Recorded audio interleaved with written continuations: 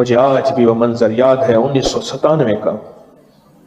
سردیاں تھیں، صحرا میں تھے، پانی ختم ہو گیا، پیدل چل رہے تھے، گدھا ساتھ تھا، اس پہ سامان لدا ہوا تھا. ایک جگہ نا تھوڑا سا پانی آیا، میں پانی میں پاؤں ڈبو کے کھڑا ہو گیا، اتنا چل چل کے پاؤں گرم ہو گئے. وہ پانی پینے کے قابل نہیں تھا، گندا پانی تھا. تحت نظر صحرا ہی صحرا ہے، اور ہم تارے پہ چل رہے تھے، قطب تارے پہ چل رہے تھے، قطب تارا ہی ہماری منزل تھی، اسی پہ چل رہے تھے. اچھا پانی ختم ہو گیا، اب ہم پریشان. ایک آدھ کا وضو تھا، قطب تارے کی سمت کا پتہ کر کے ہمیں احساس تھا کہ یہ قبلہ ہے. وہاں کوئی قبلے کا پتہ نہیں ہے، ہر طرف تحت نظر ریت ہی ریت ہے، ہیبت ناک منظر ہے، خوفناک. اور گدھے اوپر منڈلا رہی ہوتی ہیں. بندہ گرا اور ابھی اس کی سانس نہیں نکلتی اور گدھے نوچنا شروع کر دیتی ہیں. میں نے اپنی آنکھوں سے ڈھانچے دیکھے ہیں، ہڈیاں پڑی ہیں. پھر ان ہڈیوں کو بھی جانور آ کے کھانا شروع کر دیتے ہیں، کھانے والے. پھر صرف موٹی اور بڑی ہڈیاں بچ جاتی ہیں، باقی کچھ بھی نہیں بچتا. میں نے وہاں ایک نظارہ دیکھا تھا اپنی زندگی میں. جب ہمیں پیاس آئی نا، ہم کئی دنوں سے سفر کر رہے تھے، کوئی مہینہ سوا مہینہ ہو گیا تھا سفر کرتے ہوئے. صحرا کے اندر کوئی دنوں کا سفر تو نہیں تھا، وہ تھا سوا مہینے کا سفر. وہ آج تک گدھ نہیں دیکھے. جب ہم پیاس سے نڈھال ہو گئے، گدھ ہمارے اوپر منڈلانے لگے، گدھوں کو پتہ چل گیا یہ پیاسے ہیں اور ابھی گرنے والے ہیں. اور ہم میں سے 3-4 بندے گر گئے تھے، بس ایسے پکڑے پڑے، بس سانس ہل رہی تھی، ان کی سانسیں ہل رہی تھی. اور جو ہمت والے تھے وہ تھے. اب طے ہوا کہ 2 رکعت نماز نفل پڑھ کے سورۃ یاسین پڑھے. 2 رکعت نماز نفل پڑھ کے سورۃ یاسین پڑھے. یہ طے ہوا. بس جن کو یاد تھی، جن کو نہیں تھی، ان سے کہا بس دعا کریں نفل پڑھ کے حاجت کے. اور مجھے یہ بتائیں اس وقت میں نے بیٹھ کے وہاں دعا کی ہوگی، اور وہاں کا جو درد ہوگا، اور وہاں کا جو غم ہوگا، اور وہاں کی جو کیفیت ہوگی، اس درد اور کیفیت کے بارے میں آپ کوئی ترجمہ کر سکتے ہیں؟ اچھا نڈھالی تھی، مجھے یاد ہے میں نے ایسے ہاتھ اٹھائے ہوئے تھے نا، ایسے ہاتھ پر ایسے میں گھٹنوں پہ رکھ کے ایسے مانگ رہا تھا کہ اللہ پانی دے دے. وہاں کا ایک صحرائی بھی ہمارے ساتھ تھا، صحرائی، اور وہ بھی بے بس ہو چکا تھا. حالانکہ صحرائیوں کے پاس بڑی تدبیریں ہوتی ہیں. ابھی دعا مانگ ہی رہے تھے، تھوڑی دیر کے بعد کہنے لگا بوزر آ رہا ہے، بوزر. ایسے اس نے نا اپنے کانوں کو زمین کے ساتھ لگایا. کہنے لگا کہ 30-40 میل کی آواز میں کانوں سے سن لیتا ہوں کہ گھوڑا ہے، گدھا ہے، کیا ہے. کہنے لگا پانی آ رہا ہے کہیں سے. بتائیے پانی کہاں سے آئے گا؟ ٹینکر پانی کا وہاں کی جو چیک پوسٹیں ہوتی ہیں ان کو پانی سپلائی دیتا ہے. اچھا تھوڑی دیر ہوئی، خود آواز ہم نے بھی سننا شروع کی. کھڑے ہو گئے اور دیکھنے لگے، اور سامنے آ گیا اور وہ ہماری طرف آ کے رکا اور فوراً اس نے پوچھا پانی ہے؟ انہوں نے کہا نہیں ہے. انہوں نے پیچھے سے ایک ٹونٹی کھولی اور جی بھر کے پانی پیا، برتن بھرے، بوتلیں بھری، اور اس کے بعد وہ اپنی منزل پہ چلا گیا. 2 رکعت نماز نفل پڑھے حاجت کے، اور اس کے بعد 3 دفعہ سورۃ یاسین پڑھی. میں نے صحراؤں سے لے کر ویرانوں تک، ویرانوں سے لے کر جہازوں تک اس کو آزمایا ہے. ہر جگہ یہ نفل کمال ہے. میرے پاس کوئی بھی بندہ آیا کہ میں نے نیا گھر بنایا ہے، کیا کروں؟ میں کہتا ہوں 81 دفعہ مل کے سورۃ یاسین پڑھ لو، دعا کر دو، اللہ تیرے گھر میں برکت دے دے. صلحاء کا یہ معمول ہے، اولیاء کی ترتیب ہے. وقت کے بڑے بڑے ابدال، غوث، پہنچی ہوئی ہستیاں، جنید بغدادی جیسے، حضرت پیر علی حجویری رحمت اللہ علیہ جیسی بڑی بڑی ہستیوں کی خانقاہوں میں صبح نماز فجر میں کسی سے بات کیے بغیر سورۃ یاسین پڑھی جاتی تھی. پھر اللہ کی بارگاہ میں فریادیں پیش کی جاتی تھی. اب تو اتنا طاقتور عمل کر چکے ہیں، اور جس کے فضائل حدیث میں ہیں. یہ جو صبح سورۃ یاسین پڑھے گا شام تک کے کاموں کی کفایت اللہ اپنے ذمے لے لیتا ہے۔ آپ یہاں بیٹھے پڑھ رہے ہیں، آپ کا گھر، آپ کے بچے، بیوی، کام، کاروبار، ذمہ داریاں، سارا نظام میرے رب کریم نے اپنے ذمے لے لیا، اور وہ سچوں کا سچا ہے اور وہ وعدہ نبھانے والا ہے۔ اللہ کہتا ہے کہ صبح سے لے کر شام تک تیرے کاموں کی میں نے کفایت کر دی۔ جو شخص فجر کی نماز کے بعد سورۃ یاسین پڑھتا ہے، اس سورۃ یاسین کے ساتھ فیصلے ہیں۔ اب میں کچھ چیزیں بتاتا ہوں۔ جب بندہ پہلی دفعہ سورۃ یاسین کی صرف یاسین پڑھتا ہے نا، یاسین، یہ حروف مقطعات ہے، اور اس کا علم، اس کا مفہوم، اس کا معنی واللہ عالم بالصواب، اللہ اور اللہ ہی جانے، اور اس کا علم جانے۔ جب یہ یاسین پڑھتا ہے نا، یاسین، فرشتوں کی ایک طاقتور جماعت ہوتی ہے جو کہتی ہے مولا اسے کوئی خبر نہیں ہے کہ اس کا معنی کیا ہے،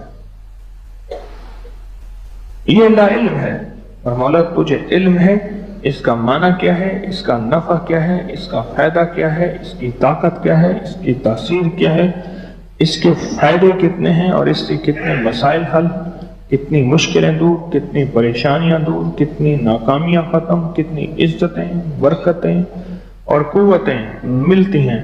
مولا اس کو تو علم نہیں، تیرے علم میں ہے، اب تو اپنے علم پہ اس کو استعمال کر اور اس کو وہ ساری نعمتیں عطا فرما،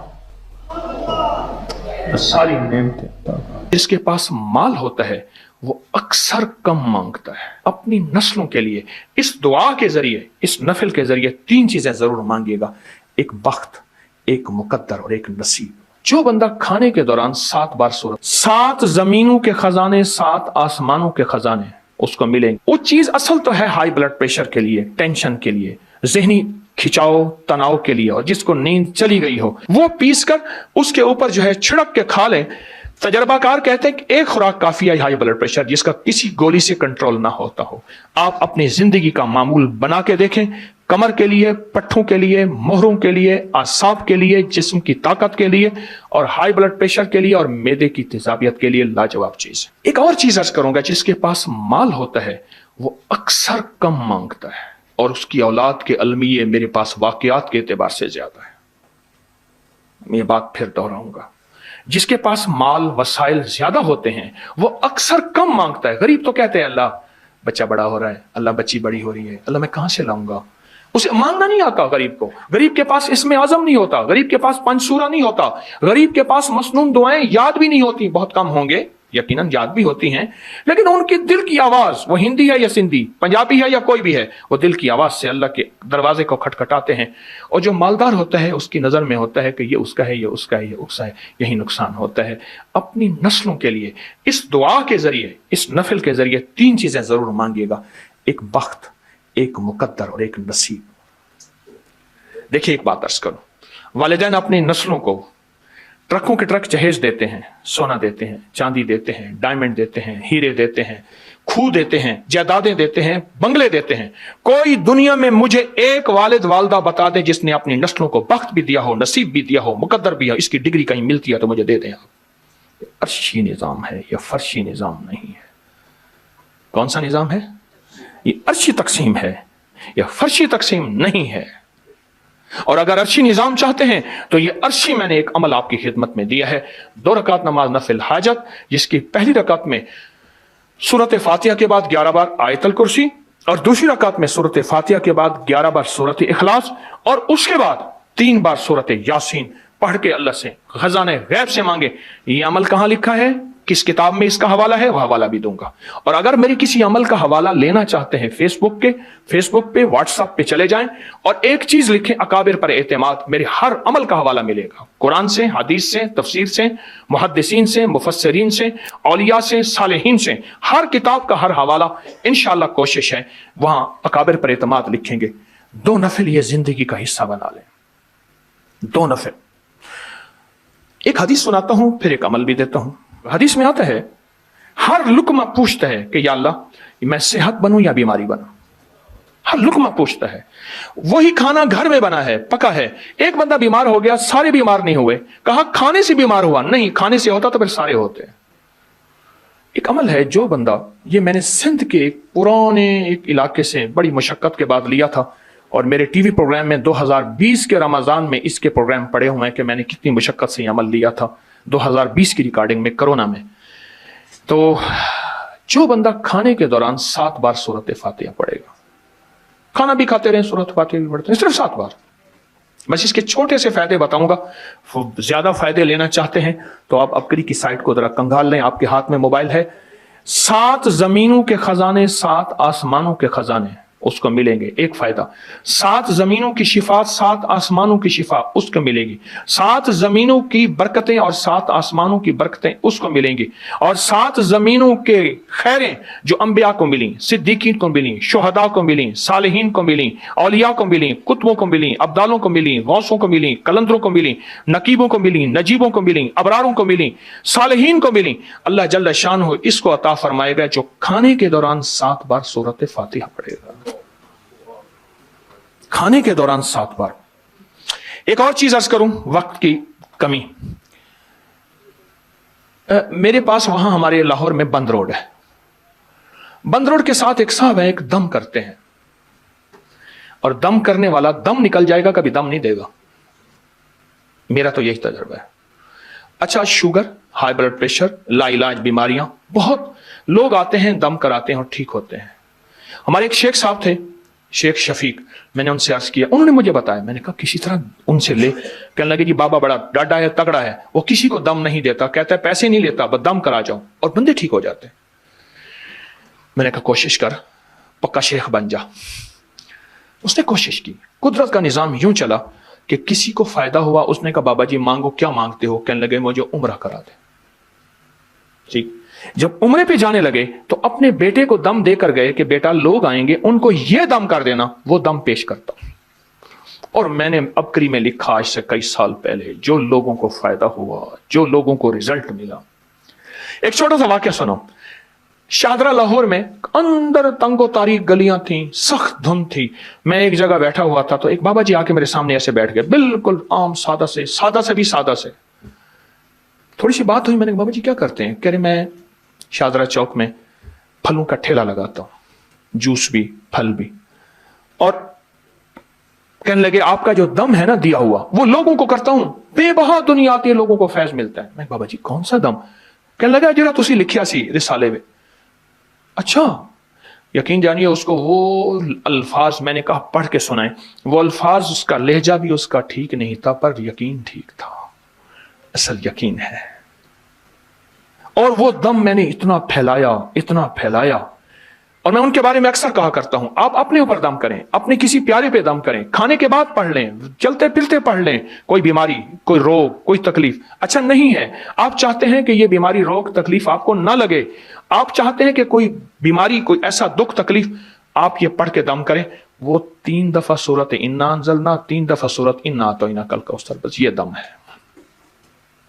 बस 3 दफा सूरत कदर इन्ना अंज़लना और 3 दफा सूरत इन्ना अतैना कल कौसर, ये दम है। और वह बाबा जी यही दम पढ़ के लोगों को देते थे, और लोग हैरत अंगेज तौर पे सेहतयाब अब भी दम कर रहे हैं। लेकिन ये दम मैंने फिर लिया, इसको छापा, इसको फैलाया, अल्हम्दुलिल्लाह मखलूक खुदा को फायदा है।